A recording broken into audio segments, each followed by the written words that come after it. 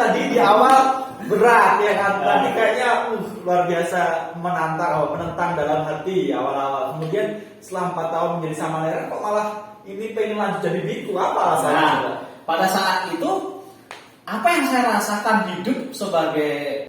Lalu apa yang membuat Anda selama sudah sekitar 7 tahun menjalani kehidupan sebagai seorang rohaniwan ya?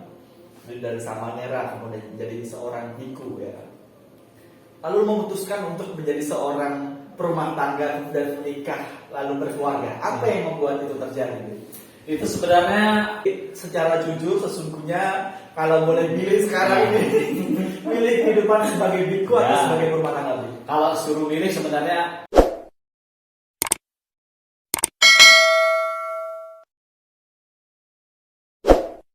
oke.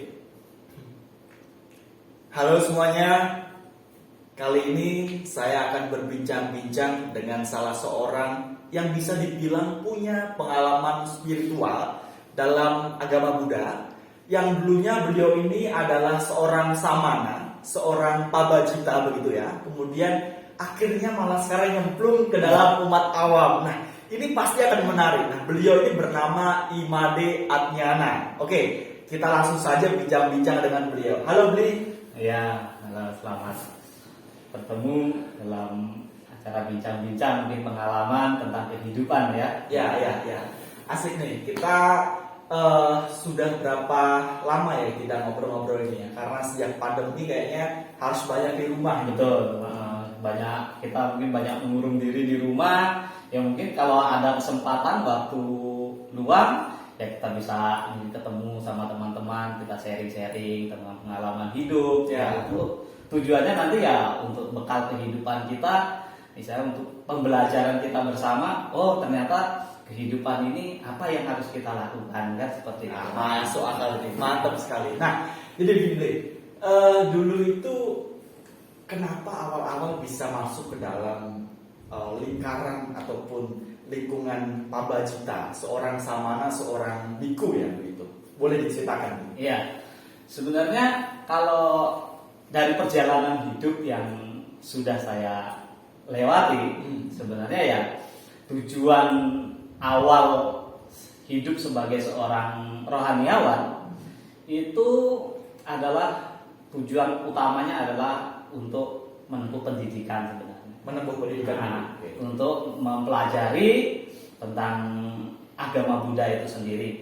Karena di desa saya atau di daerah saya Sulawesi Tenggara ini di Kendari ya. Asli sana ya? Saya kelahiran asli sana. Tapi kebetulan orang tua itu dari Bali, dari Bali. Makanya namanya ada Imade-nya ya? Iya. Karena memang keturunan Bali tapi lahirnya sudah Sulawesi Tenggara. Nah, selama saya hidup, saya lahir di desa tersebut, ya untuk mempelajari agama Buddha itu untuk memahami, istilahnya mengerti ajaran Dhamma yang dibabarkan oleh Buddha itu nyaris tidak ada bedanya dengan misalnya kehidupan masyarakat pada umumnya, tidak mengerti perbedaan. Oh, agama Buddha ini ajarannya seperti ini, agama lain seperti ini, itu belum ngerti perbedaannya. Ya setahu saya ya semuanya itu adalah sama. Ternyata beda ya. Nah, pada saat sudah didalami, sudah menempuh pendidikan itu, oh ternyata berbeda seperti itu.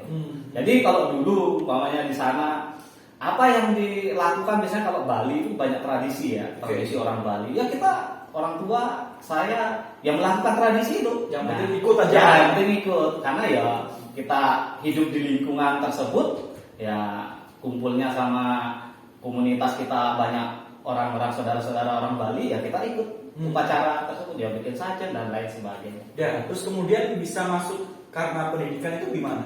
Nah, itu dulu sebenarnya setelah lulus SMA, karena rata-rata kalau di daerah saya itu kalau sudah lulus SMA itu untuk melanjut ke jenjang pendidikan yang lebih tinggi, kuliah, itu rata-rata banyak yang tidak mampu, banyak yang tidak sanggup lah secara ekonomi maupun mungkin secara akademiknya. Ya memang rata-rata pendidikannya di sana kan masih kelas menengah ke bawah ya, maksudnya dalam pendidikan. Jadi tidak terlalu diutamakan dengan pendidikan itu. Jadi saya dulu lulus SMA sempat ditanya juga. Jadi ini sudah lulus SMA mau kemana? Nah, jawaban saya bertani, berkebun. Nah, karena ya mayoritas di sini seperti itu ya, berkebun kan. Nah, ternyata ada ya mungkin karena baik saya mungkin harus jalan hidup saya. Nah, ada bibi yang kebetulan waktu itu acara pembimas di Kendari. Nah, di sana ada workshop, terus bibi bilang mau kuliah nggak? Di mana? Di Batu, Jawa Timur. Di Malang ya? Nah, di Malang. Dia bilang cobalah nanti saya tanya orang tua dulu kan.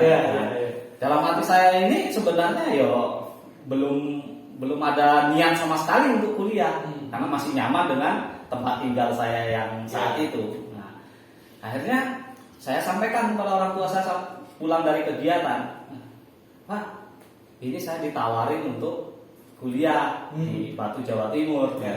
Ya udah, kapan? Di pendaftarannya sih besok sudah mulai pendaftaran. Ya udah besok berangkat. Wah, langsung berangkat ke Malang. Iya, ini langsung berangkat ke Malang, dibeliin tiket. Pada saat itu saya itu tidak pernah keluar dari zona lingkungan. Belum pernah. Sedang ke kotanya sendiri pun kalau mungkin disuruh sendiri hilang ya. Apalagi suruh keluar pulau, pada saat itu langsung naik pesawat kan. Bah, karena orang tua saya ini yang semangatnya sudah luar biasa, pokoknya harus ada anaknya yang bisa kuliah. Wah, pada saat itu mau bagaimana ini ya? Bingung juga. Ya orang tua sudah berupaya mengupayakan materi ya semua apa yang dibutuhkan sudah diupayakan. Mau nggak mau saya juga harus punya tekad. Saya juga harus berangkat. Dalam diri saya bertekad begini. Saya pokoknya harus berangkat. Kalau saya hilang di jalan ya itu urusan lain. Nah itu tekad saya. Jadi pada saat itu udah besoknya langsung berangkat. Langsung berangkat, saya naik pesawat. Sama siapa? Sendiri. Itulah perjuangan. Makanya perjuangan saya di situ sudah tekad dari awal. Ini mungkin sudah perjalanan hidup saya. Harus saya jalani. Pokoknya saya sudah berpikir kalau saya sampai hilang di jalan ya sudah itu. Ada lagi, lain lagi ceritanya. Oh ternyata dalam perjalanan itu untuk menempuh wihara pada saat itu ya, wihara atau sekolah tinggi agama Buddha di Batu, ternyata berjalan lancar. Nah, sampailah di sana. Terus habis itu di sana kuliah kemudian pendidikan menggunakan jubah ya. Iya. Ya pada saat itu dalam benak saya itu hanya terpikir begini. Saya kuliah cuma tinggal di wihara ya, bantu-bantu wihara atau bantu-bantu tempat ibadah itu bersih-bersih begitu ya.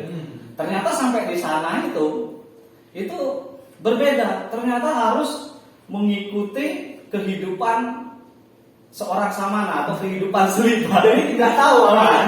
Kehidupan itu tidak ada Nah. perbincangan nanti akan menjadi seorang samana. Masih belum terpikir itu.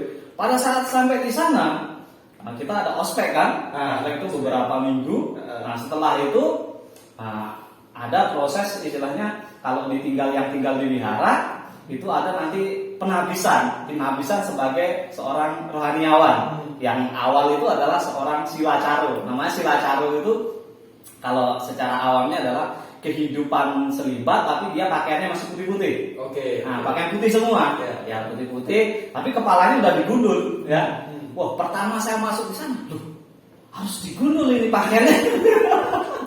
Kaget saya. Wah, harus digundul seperti ini, pakaiannya kayak begini. Dalam hati sempat melawan. Melawan. Dalam hati ini, waduh kok seperti ini. Tapi bagaimana duit yang dikasih itu sudah pas-pasan, udah nggak bisa.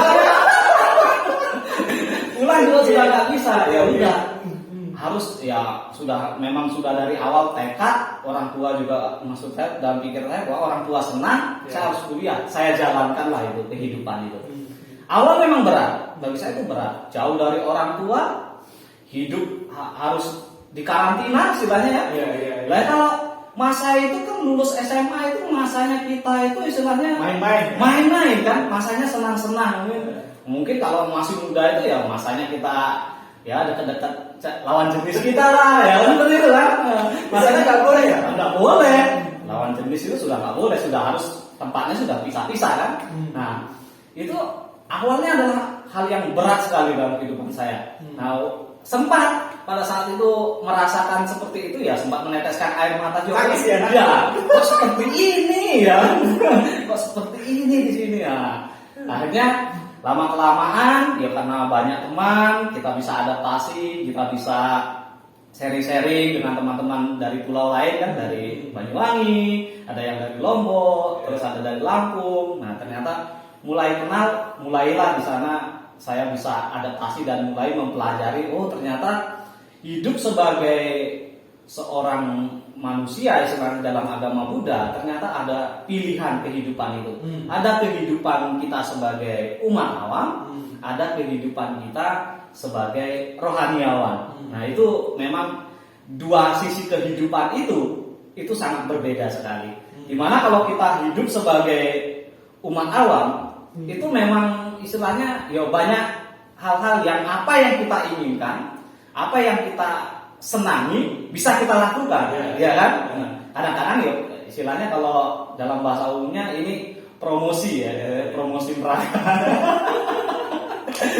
Kita anggap kehidupan awam itu banyak kesenangan. Nah, ternyata itu mungkin dari pandangan kita secara umum ya. Kalau belum kita menyelami kehidupan sebagai seorang samana, ternyata di atas kesenangan kehidupan umat awam itu banyak derita di situ. Mungkin hanya sementara bisa.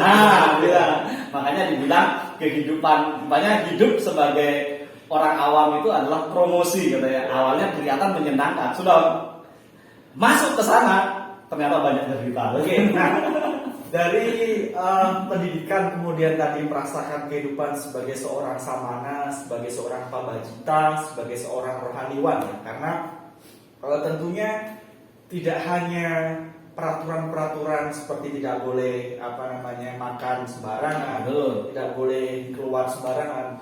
Mungkin aturan pada saat itu yang membuat Bli ini merasa bahwa sangat berbeda dengan umat awam. Ya, setelah hidup di wihara kan banyak aturan-aturan, banyak jadwal-jadwal yang harus kita lakukan karena memang semua tempat ibadah atau mungkin pesantren dan lain sebagainya masih punya aturan sendiri-sendiri kan.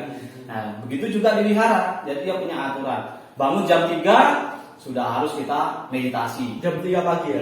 Jam 3 pagi. Kadang-kadang saya bangun jam 2 itu sudah bangun. Dulu itu masih ngantar guru saya itu Bante Kanti ya. Jadi harus meditasi di atas pagoda itu.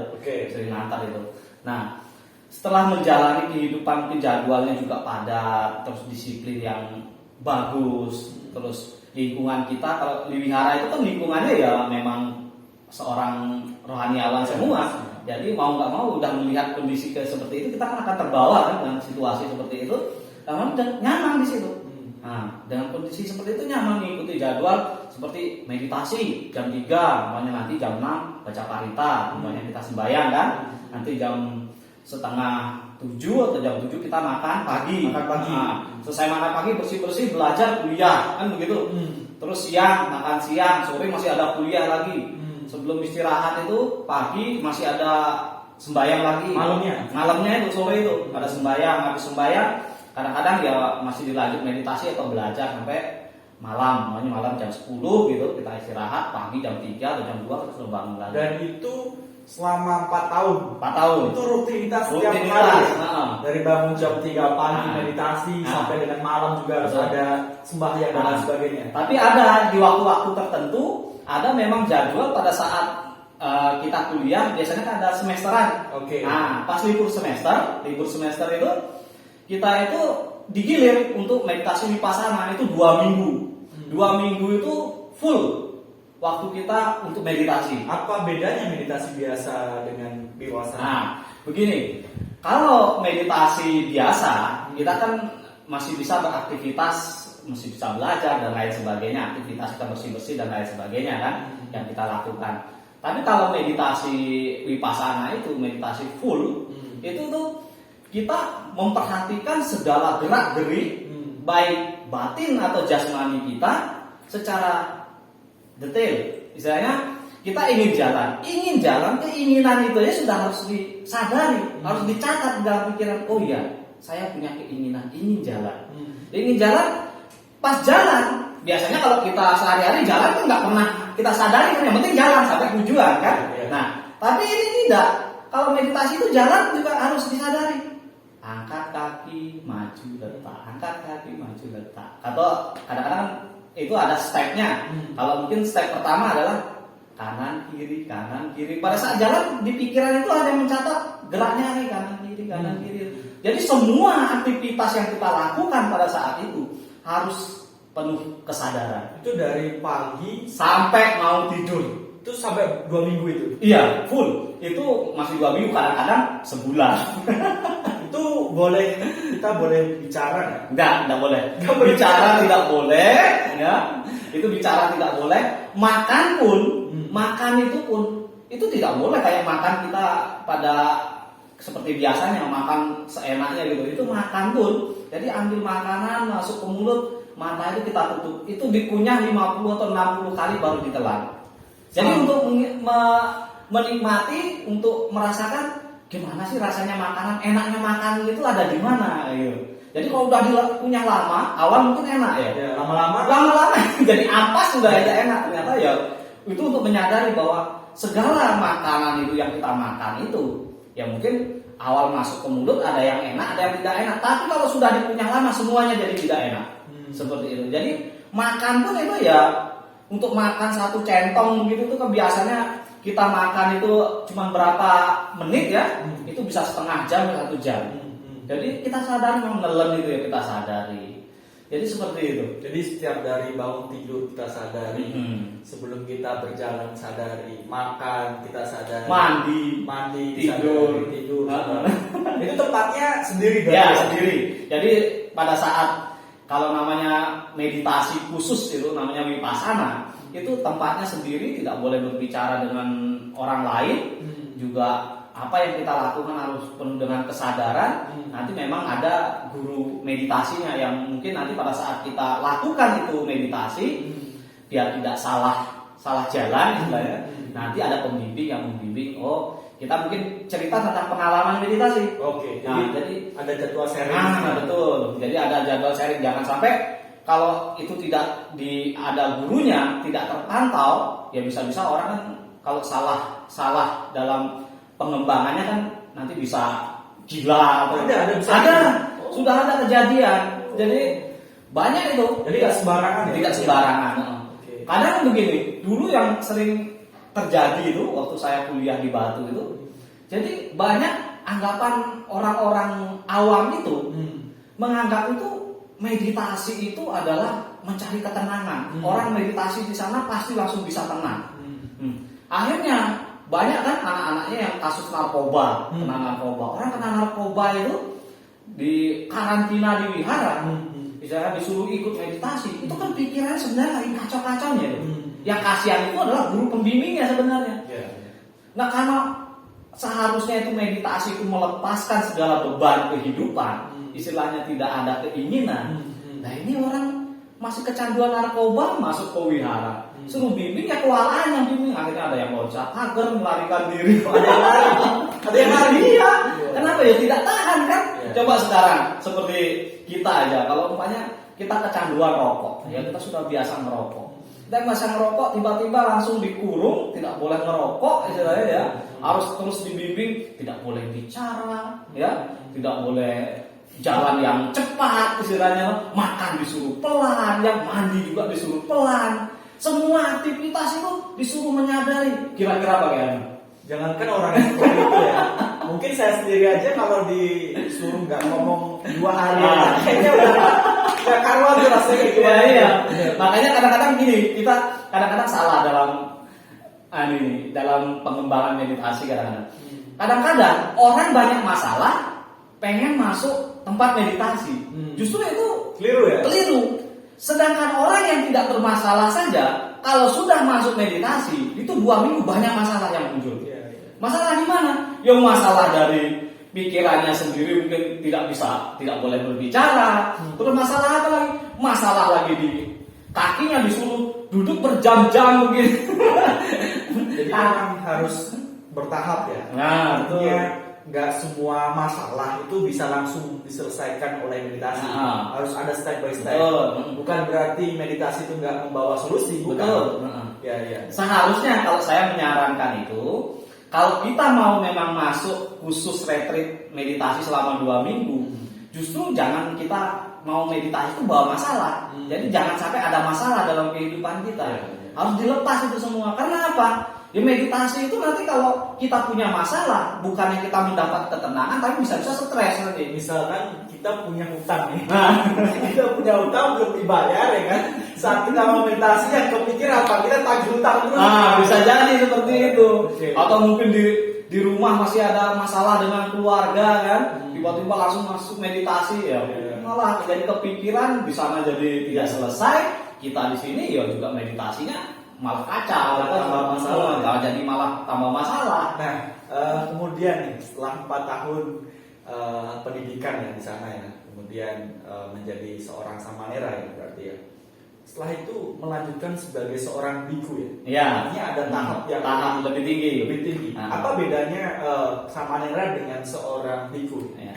Sebenarnya kalau seorang samanera itu kan dalam winaya itu memang ada aturan-aturannya sendiri ya. Jadi seorang biku, jadi winayanya atau aturannya lebih ketat lagi ya. Kalau sebagai samanera itu kita masih bisa istilahnya, kalau samanera itu aktivitas ya seperti tanam-tanam, kita bercocok tanam bunga atau apa, atau metik buah itu masih bisa ya. Masih boleh ya? Masih boleh. Terus kalau seorang samanera masak itu juga masih boleh. Masih boleh. Tapi kalau nanti sudah jadi seorang biku itu sudah tidak boleh. Gitu ya? Pohon sudah tidak boleh, masak itu sudah tidak boleh. Aturannya lebih tinggi lagi. Jadi aturannya lebih tinggi lagi. Nah, kenapa pada saat itu kok sudah selesai menempuh pendidikan? Katanya tadi di awal berat ya kan, tadi kayaknya luar biasa menentang dalam hati awal-awal. Kemudian setelah 4 tahun menjadi samanera kok malah ini pengen lanjut jadi biku, apa alasannya? Nah, pada saat itu apa yang saya rasakan hidup sebagai seorang rohaniawan, itu saya di sana mendapat kedamaian, kebahagiaan yang luar biasa. Bahkan melewati hari-hari itu terasa cepat sekali.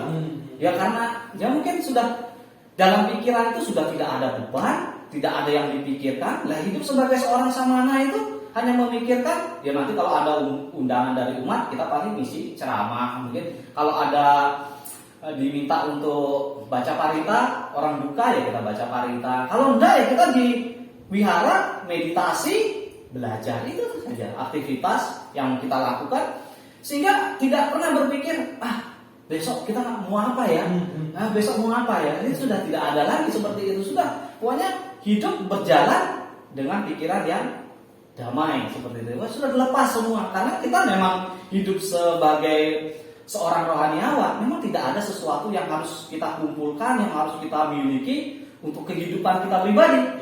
Ya karena apa? Ya sekarang kita hidup ini ditopang oleh umat, karena kan hidup seorang pabajita itu rohaniawan kan ditupangi oleh umat. Ya sekarang kita hanya berpikir saya hidup makan sudah disokong oleh umat. Sekarang apa yang bisa saya berikan untuk mereka? Ada tanggung jawab. Tanggung jawab moral. Nah, tanggung jawab moral apa? Ya moral kita harus jaga dengan baik. Ya. Meditasi kita harus diperkuat, batin kita harus dibina dengan baik. Nah, dan kita mempelajari ajaran Buddha itu di wihara dengan baik sehingga nanti kalau diminta ceramah, diminta apa kan kita bisa membabarkan dengan benar seperti itu. Nah, dari situlah sehingga saya memutuskan lanjut untuk menjadi seorang biku. Dan berapa lama menjadi seorang biku? Jadi seorang biku sekitar 2 tahun lebih lah. 2 tahun lebih. Ya?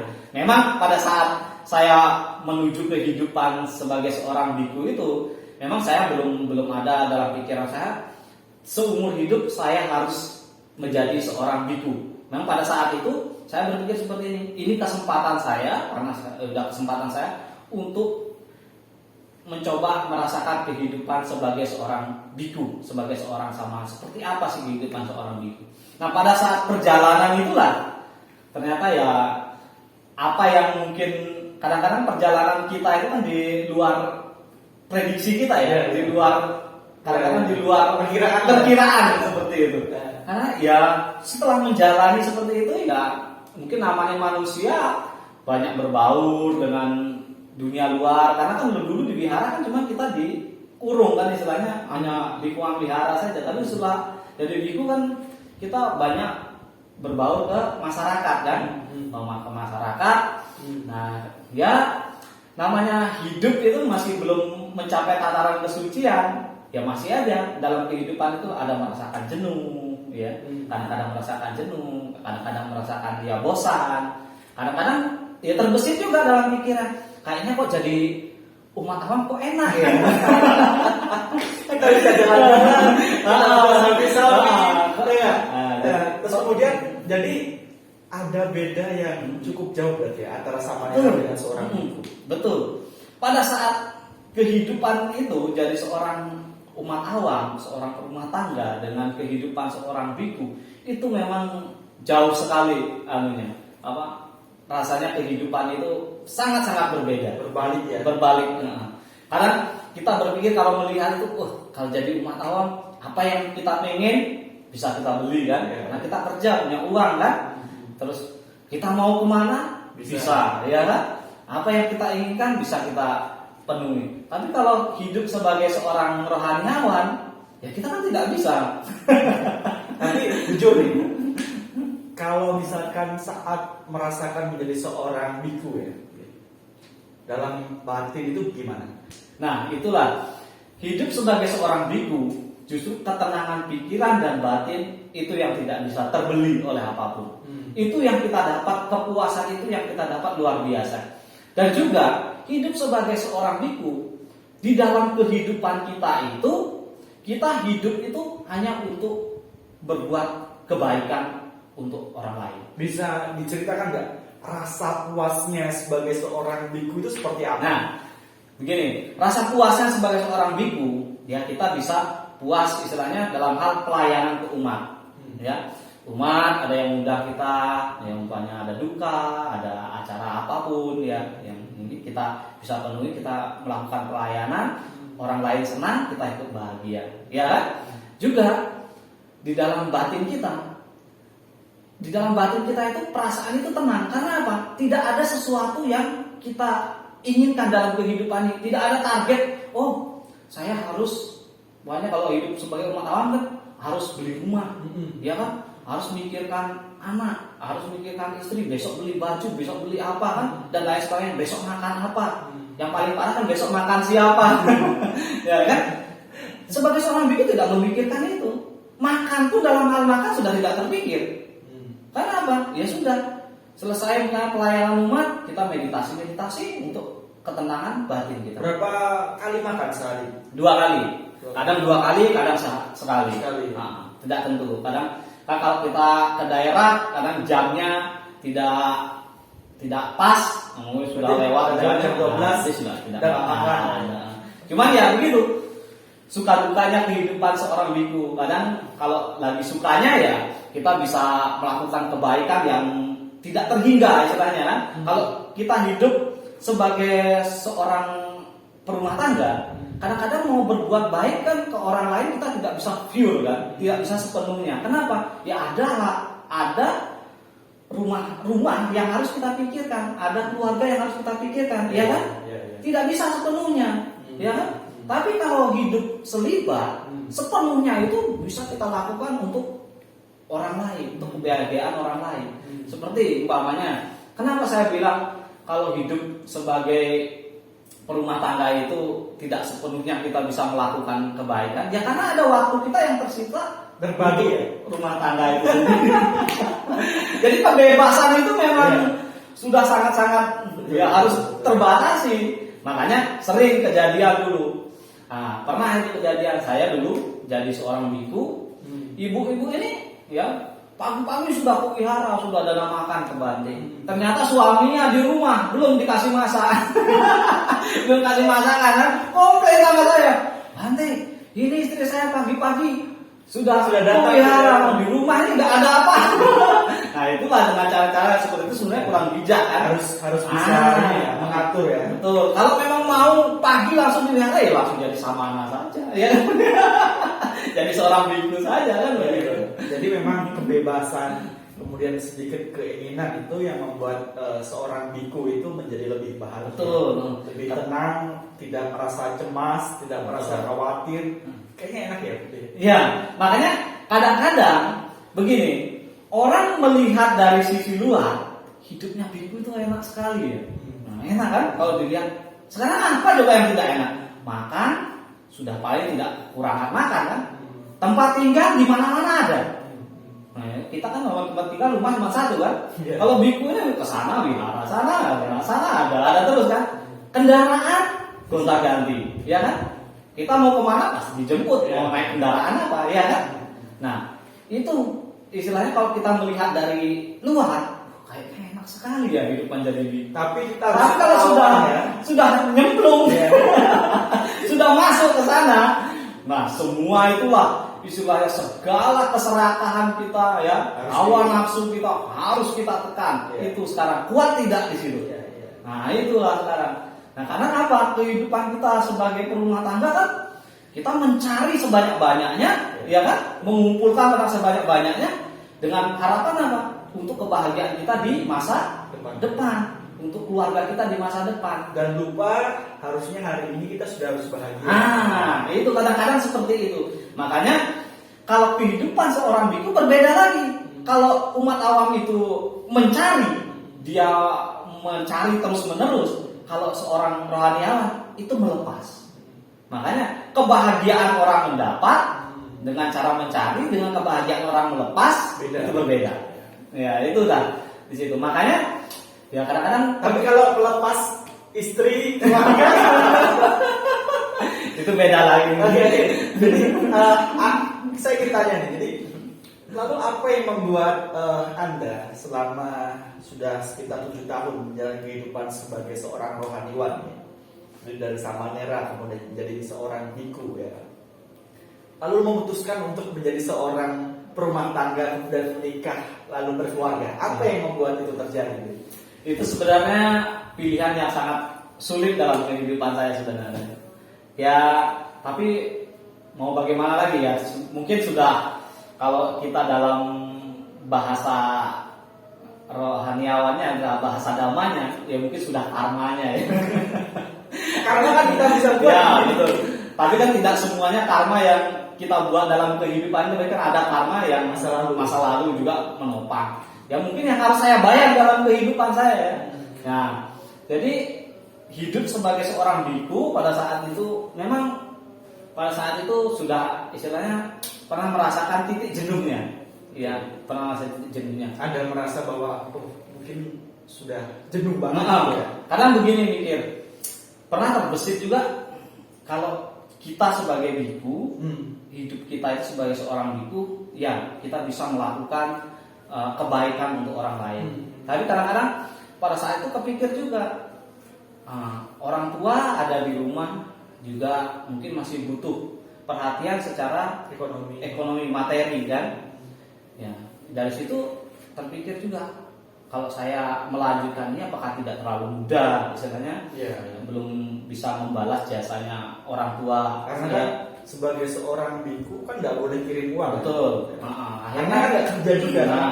Akhirnya dari situlah akhirnya karena ya kalau sudah istilahnya hidup sebagai seorang biku itu pikiran luar masuk, itu mesti kehidupan rohaniawannya kacau. Daripada itu dilanjutkan terus malah memperparah kondisi, membuat kita tidak bahagia, tidak nyaman dalam kehidupan itu. Akhirnya saya memutuskan untuk keluar. Artinya kalau kita memang harus memilih prinsip biku ya harus sesuai biku. Nggak boleh memikirkan awam juga. Jadi jangan memikirkan kehidupan umat awam. Tapi pada saat itu ya karena ya bagaimana ya? Mungkin kita sendiri pernah merasakan masa muda ya. Masa muda orang masih muda menjalankan kehidupan seperti itu masih bukan hanya secara batin pun mungkin ya masih ada banyak hal-hal yang mungkin kayaknya kok masih bisa penasaran dalam kehidupan umat awam lah. Yang merasakan kehidupan umat awam itu seperti apa, seperti itu kan.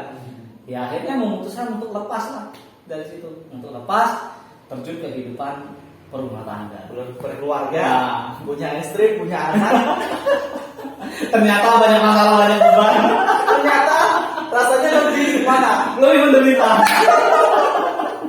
Nah, sekarang nih, kalau lebih menderita sebagai umat alam ya, sekarang ada kepikir nggak menjadi seorang sama lagi, Bri?